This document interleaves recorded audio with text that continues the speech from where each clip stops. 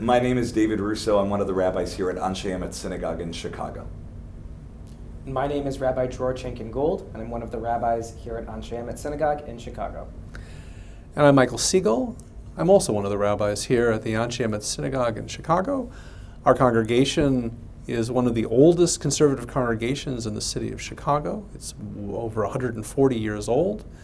And it's our pleasure to wish you and your families Chag Urim Sameiach, a very happy, joyous Hanukkah that is not only filled with light, but also filled with hope for a better future. Another thing to celebrate really is the American experience for Jews. In the Talmud, the rabbis talk about Pirsum Hanes, publicizing the miracle by placing the Chanukiah in the window.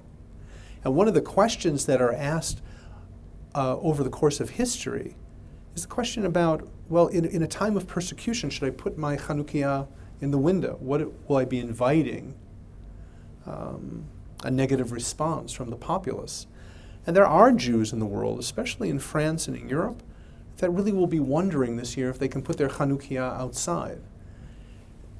It's an opportunity not only to appreciate the gravity of the situation that Jews are facing around the world, but also an opportunity for us to reflect on our American experience, where Jews have really been given the opportunity to celebrate Hanukkah, to celebrate our Jewish lives, to celebrate our religion openly and publicly. And I think that's a great gift that we've been given that we rarely reflect on, right?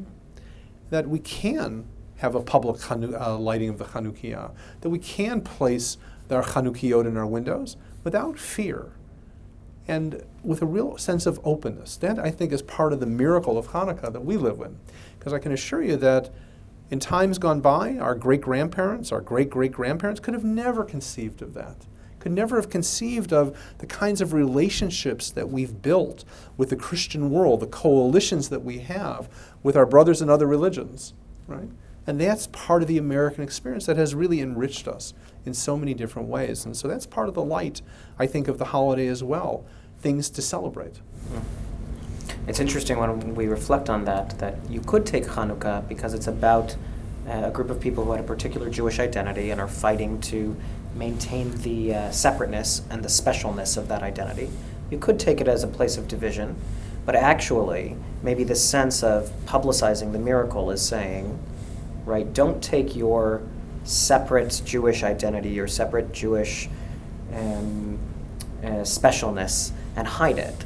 Rather, be willing to share it in the public square. Mm-hmm. Be willing to engage with those in the surrounding world and say, this is what my tradition has to offer, and I want to see what yours has to offer, and I want to engage in a real dialogue. So when we open our windows and we light the candles and we share with our neighbors, we're actually showing our willingness to engage in the larger world.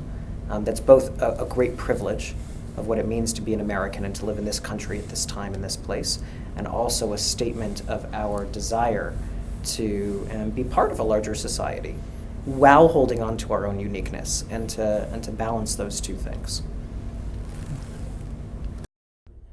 Chag Urim Sameach.